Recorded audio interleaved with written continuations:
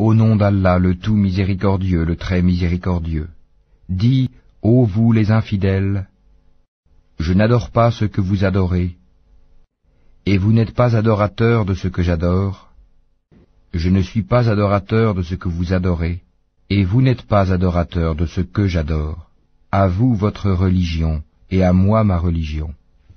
Louange à Allah qui a fait descendre sur son serviteur Mohammed le livre, et il n'y a point introduit de tortuosité, ambiguïté.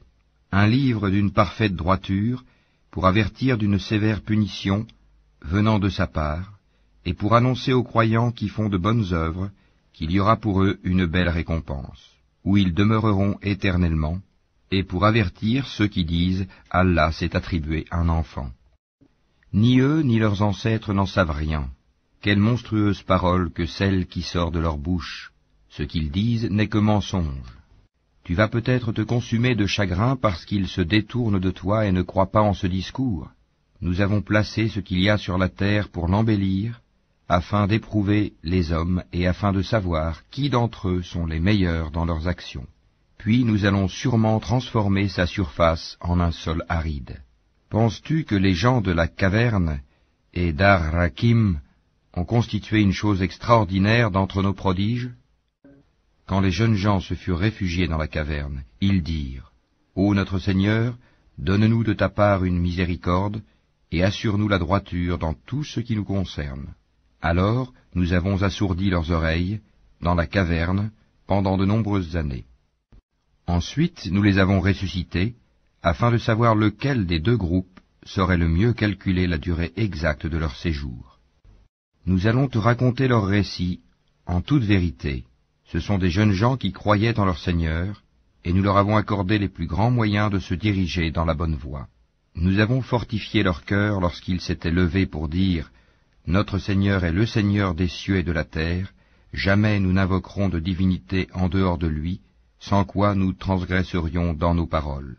Voilà que nos concitoyens ont adopté en dehors de lui des divinités, que n'apporte-t-il sur elles une preuve évidente?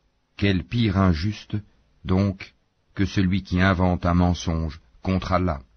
Et quand vous vous serez séparés d'eux et de ce qu'ils adorent en dehors d'Allah, réfugiez-vous donc dans la caverne. Votre Seigneur répandra de sa miséricorde sur vous et disposera pour vous un adoucissement à votre sort. Tu aurais vu le soleil quand il se lève s'écarter de leur caverne vers la droite, et quand il se couche passer à leur gauche, tandis qu'eux-mêmes sont là dans une partie spacieuse de la caverne. Cela est une des merveilles d'Allah. Celui qu'Allah guide, c'est lui le bien guidé, et quiconque il égare, tu ne trouveras alors pour lui aucun allié pour le mettre sur la bonne voie. Et tu les aurais crus éveillés alors qu'ils dorment, et nous les tournons sur le côté droit et sur le côté gauche, tandis que leur chien est à l'entrée, pattes étendues. Si tu les avais aperçus, certes, tu leur aurais tourné le dos en fuyant, et tu aurais été assurément rempli d'effroi devant eux. Et c'est ainsi que nous les ressuscitâmes, afin qu'ils s'interrogent entre eux. L'un parmi eux dit, « Combien de temps avez-vous demeuré là ?» Ils dirent, « Nous avons demeuré un jour ou une partie d'un jour. » D'autres dirent, « Votre Seigneur sait mieux combien de temps vous y avez demeuré. Envoyez donc l'un de vous à la ville avec votre argent que voici, pour qu'il voie quel aliment est le plus pur, et qu'il vous en apporte de quoi vous nourrir, qu'il agisse avec tact, et qu'il ne donne l'éveil à personne sur vous. Si jamais ils vous attrapent, ils vous lapideront ou vous feront retourner à leur religion, et vous ne réussirez alors plus jamais. » Et c'est ainsi que nous fîmes qu'ils furent découverts, afin que les gens de la cité sachent que la promesse d'Allah est vérité, et qu'il n'y ait point de doute au sujet de l'heure.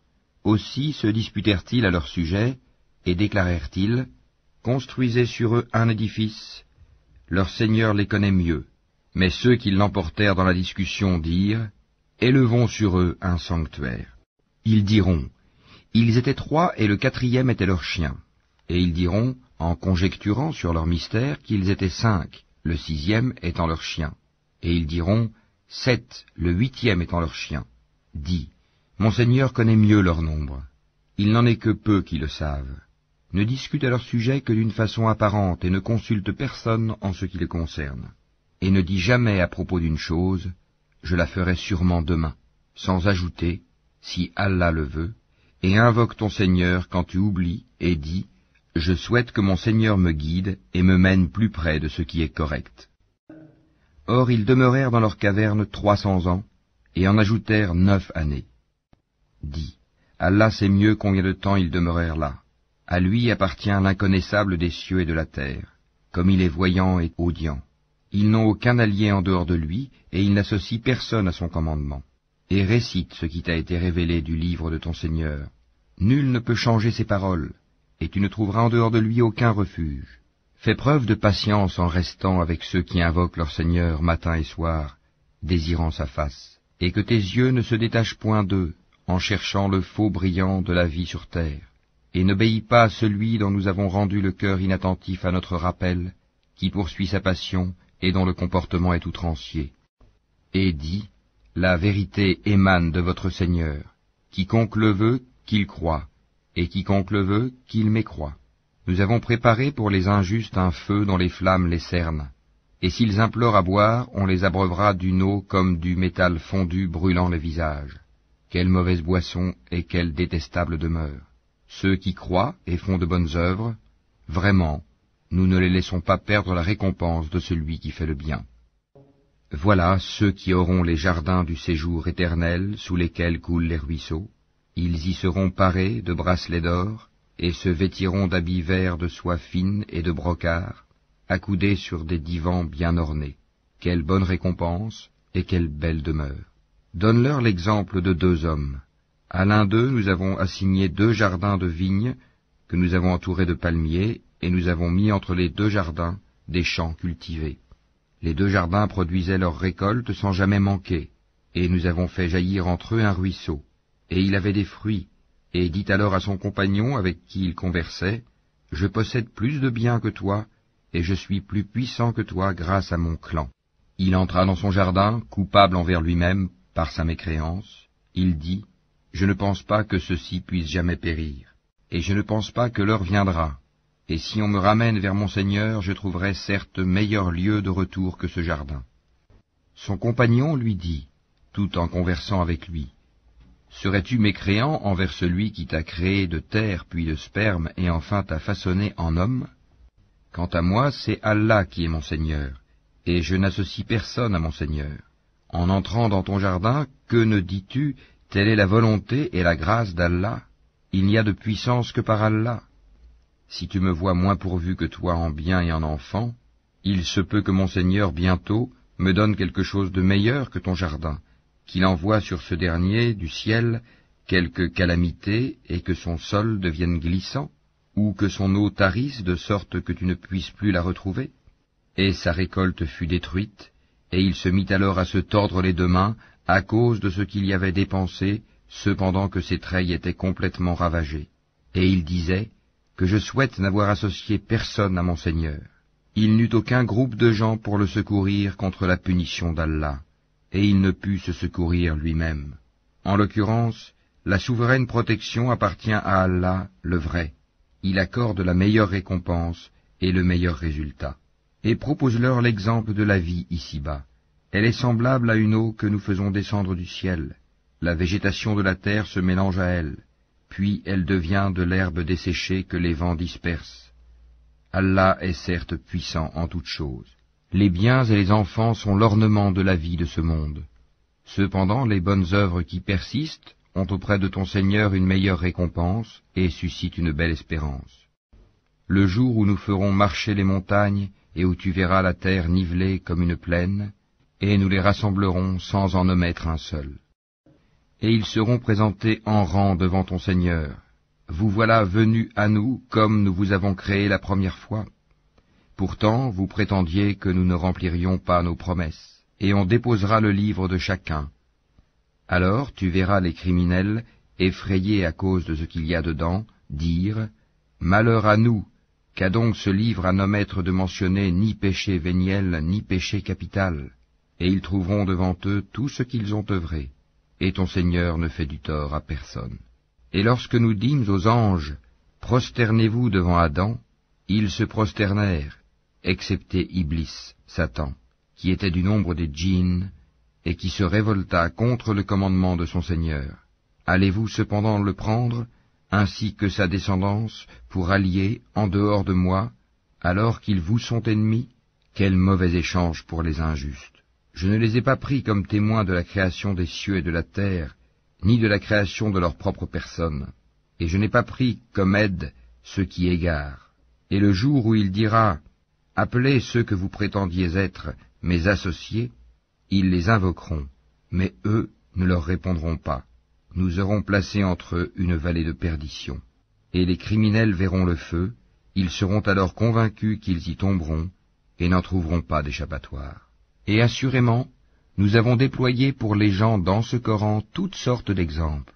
L'homme cependant est de tous les êtres le plus grand disputeur. Qu'est-ce qui a donc empêché les gens de croire lorsque le guide leur est venu, ainsi que de demander pardon à leur Seigneur, si ce n'est qu'ils veulent subir le sort des anciens ou se trouver face à face avec le châtiment? Et nous n'envoyons des messagers que pour annoncer la bonne nouvelle et avertir, et ceux qui ont mécru disputent avec de faux arguments, afin d'infirmer la vérité, et prennent en raillerie mes versets, le Coran, ainsi que ce châtiment dont on les a avertis. Quel pire injuste que celui à qui on a rappelé les versets de son Seigneur, et qui en détourna le dos, en oubliant ce que ses deux mains ont commis. Nous avons placé des voiles sur leur cœur, de sorte qu'ils ne comprennent pas le Coran, et mis une lourdeur dans leurs oreilles. Même si tu les appelles vers la bonne voie, jamais ils ne pourront donc se guider. Et ton Seigneur est le pardonneur, le détenteur de la miséricorde. S'ils s'en prenaient à eux pour ce qu'ils ont acquis, il leur hâterait certes le châtiment, mais il y a pour eux un terme fixé pour l'accomplissement des menaces contre lequel ils ne trouveront aucun refuge. Et voilà les villes que nous avons fait périr quand leurs peuples commirent des injustices, et nous avons fixé un rendez-vous pour leur destruction. Rappelle-toi quand Moïse dit à son valet, « Je n'arrêterai pas avant d'avoir atteint le confluent des deux mers, dussé-je marcher de longues années. » Puis, lorsque tous deux eurent atteint le confluent, ils oublièrent leur poisson, qui prit alors librement son chemin dans la mer. Puis, lorsque tous deux eurent dépassé cet endroit, il dit à son valet, « Apporte-nous notre déjeuner, nous avons rencontré de la fatigue dans notre présent voyage. » Le valet lui dit, « Quand nous avons pris refuge près du rocher, vois-tu, j'ai oublié le poisson.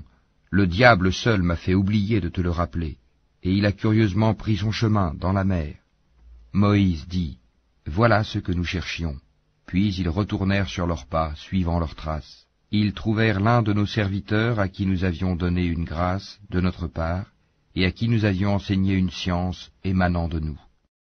Moïse lui dit, « Puis-je te suivre à la condition que tu m'apprennes de ce qu'on t'a appris concernant une bonne direction ?» L'autre dit, « Vraiment, tu ne pourras jamais être patient avec moi. Comment endurerais-tu des choses que tu n'embrasses pas par ta connaissance ?»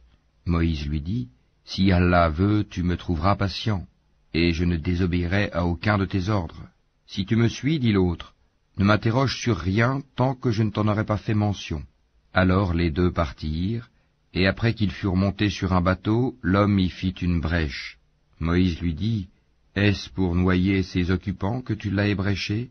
Tu as commis certes une chose monstrueuse. » L'autre répondit, « N'ai-je pas dit que tu ne pourrais pas garder patience en ma compagnie? » « Ne t'en prends pas à moi, dit Moïse, pour un oubli de ma part, et ne m'impose pas de grandes difficultés dans mon affaire. » Puis ils partirent tous deux, et quand ils eurent rencontré un enfant, l'homme le tua. Alors Moïse lui dit, « As-tu tué un être innocent qui n'a tué personne? Tu as commis certes une chose affreuse. » L'autre lui dit, « Ne t'ai-je pas dit que tu ne pourrais pas garder patience en ma compagnie?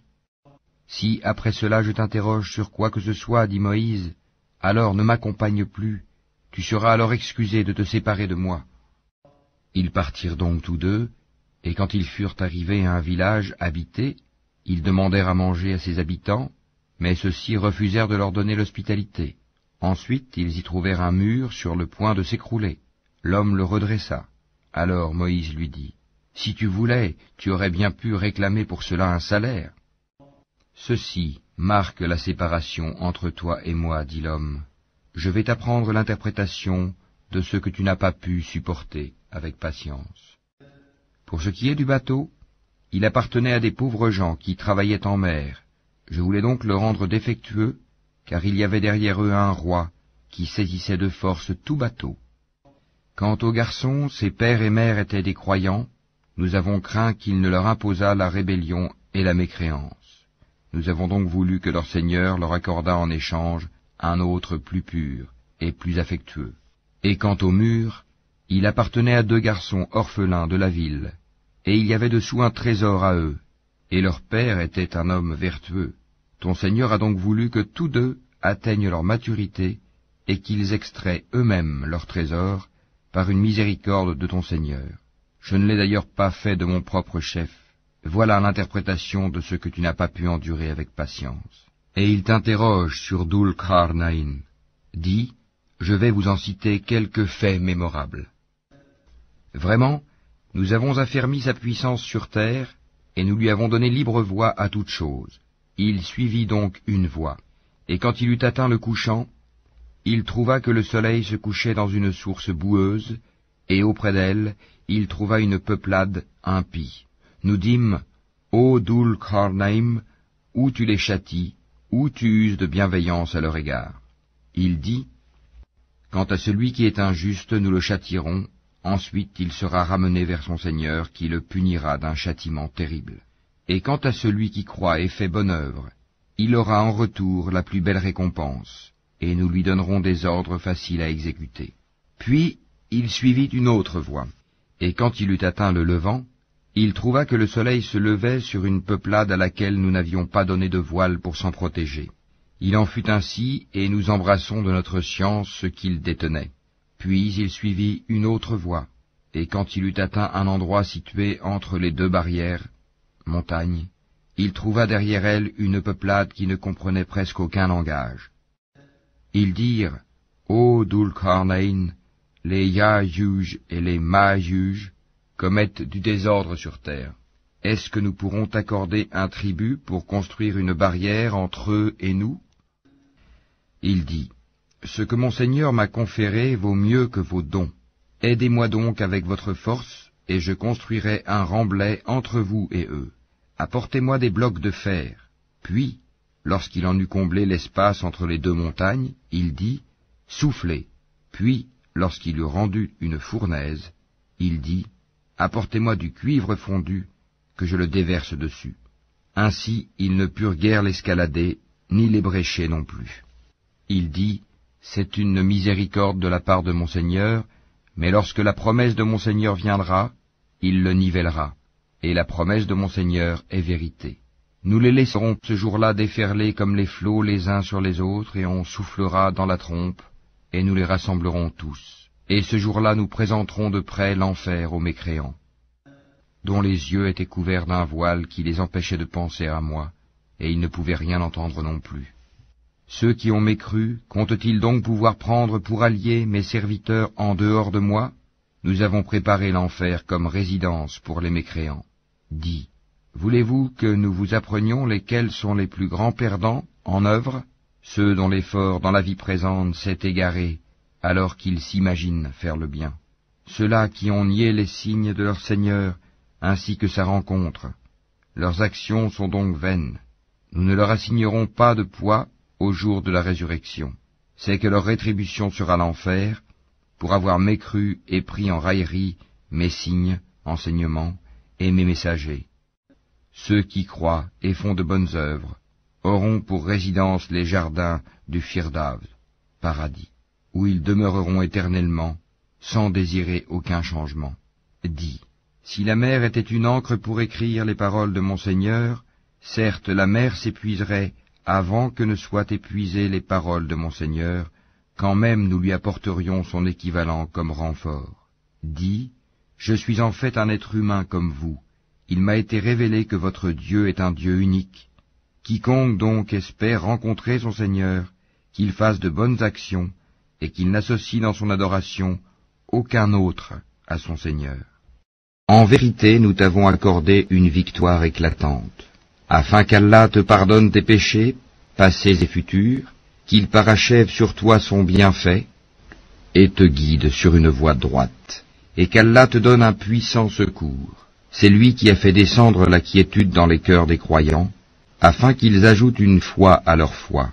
À Allah appartiennent les armées des cieux et de la terre, et Allah est omniscient et sage, afin qu'il fasse entrer les croyants et les croyantes dans des jardins sous lesquels coulent les ruisseaux, où ils demeureront éternellement, et afin de leur effacer leurs méfaits. Cela est auprès d'Allah un énorme succès.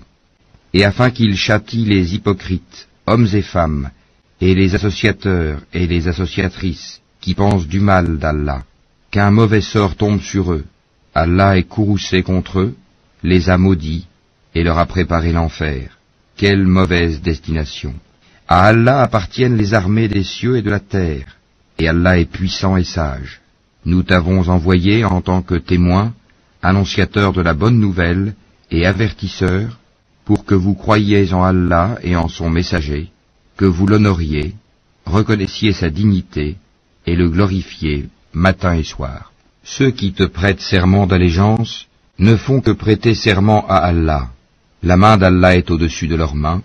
Quiconque viole le serment ne le viole qu'à son propre détriment, et quiconque remplit son engagement envers Allah, il lui apportera bientôt une énorme récompense. Ceux des Bédouins qui ont été laissés en arrière te diront « Nos biens et nos familles nous ont retenus, implore donc pour nous le pardon. » Ils disent avec leur langue ce qui n'est pas dans leur cœur. Dis, qui donc peut quelque chose pour vous auprès d'Allah, s'il veut vous faire du mal ou s'il veut vous faire du bien? Mais Allah est parfaitement connaisseur de ce que vous œuvrez. Vous pensiez plutôt que le messager et les croyants ne retourneraient jamais plus à leur famille. Et cela vous a été embelli dans vos cœurs, et vous avez eu de mauvaises pensées, et vous fûtes des gens perdus. Et quiconque ne croit pas en Allah et en son messager, alors pour les mécréants, nous avons préparé une fournaise ardente. À Allah appartient la souveraineté des cieux et de la terre, il pardonne à qui il veut et châtie qui il veut. Allah demeure cependant pardonneur et miséricordieux. Ceux qui restèrent en arrière diront, quand vous vous dirigez vers le butin pour vous en emparer, laissez-nous vous suivre. Ils voudraient changer la parole d'Allah. Dis, jamais vous ne nous suivrez, ainsi Allah a déjà annoncé. Mais ils diront, vous êtes plutôt envieux à notre égard. Mais ils ne comprenaient en réalité que peu. Dis à ceux des Bédouins qui restent en arrière, vous serez bientôt appelés contre des gens d'une force redoutable. Vous les combattrez, à moins qu'ils n'embrassent l'islam. Si vous obéissez, Allah vous donnera une belle récompense, et si vous vous détournez comme vous vous êtes détournés auparavant, il vous châtiera d'un châtiment douloureux. Nul grief n'est à faire à l'aveugle, ni au boiteux, ni au malade. Et quiconque obéit à Allah et à son messager, il le fera entrer dans des jardins sous lesquels coulent les ruisseaux. Quiconque cependant se détourne, il le châtiera d'un douloureux châtiment. Allah a très certainement agréé les croyants quand ils t'ont prêté le serment d'allégeance sous l'arbre. Il a su ce qu'il y avait dans leur cœur et a fait descendre sur eux la quiétude, et il les a récompensés par une victoire proche, ainsi qu'un abondant butin qu'ils ramasseront. Allah est puissant et sage. Allah vous a promis un abondant butin que vous prendrez, et il a hâté pour vous celle-ci, et repoussé de vous les mains des gens, afin que tout cela soit un signe pour les croyants, et qu'il vous guide dans un droit chemin. Il vous promet un autre butin que vous ne seriez jamais capable de remporter, et qu'Allah a embrassé en sa puissance, car Allah est omnipotent.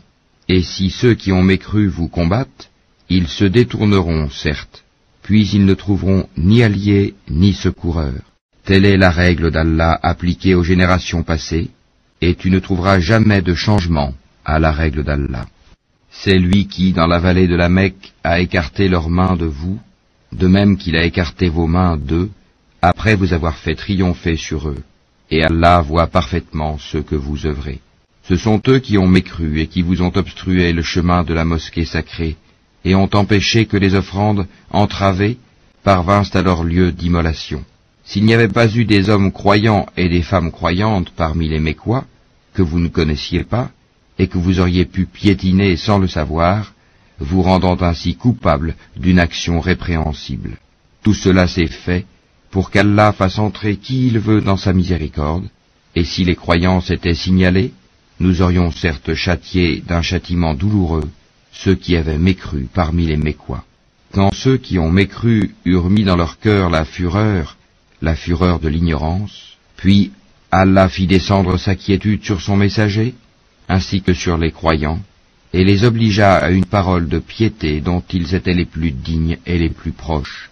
Allah est omniscient. Allah a été véridique en la vision par laquelle il annonça à son messager en toute vérité, vous entrerez dans la mosquée sacrée si Allah veut, en toute sécurité, ayant rasé vos têtes ou coupé vos cheveux, sans aucune crainte. Il savait donc ce que vous ne saviez pas.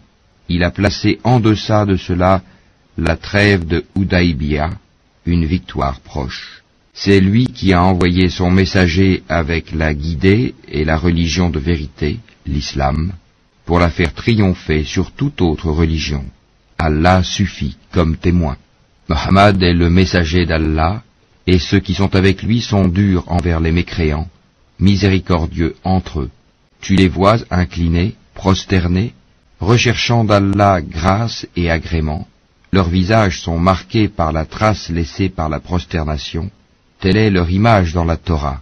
Et l'image que l'on donne d'eux dans l'Évangile est celle d'une semence qui sort sa pousse, puis se raffermit, s'épaissit, et ensuite se dresse sur sa tige. À l'émerveillement des semeurs, Allah, par eux, les croyants, remplit de dépit les mécréants. Allah promet à ceux d'entre eux qui croient et font de bonnes œuvres un pardon et une énorme récompense.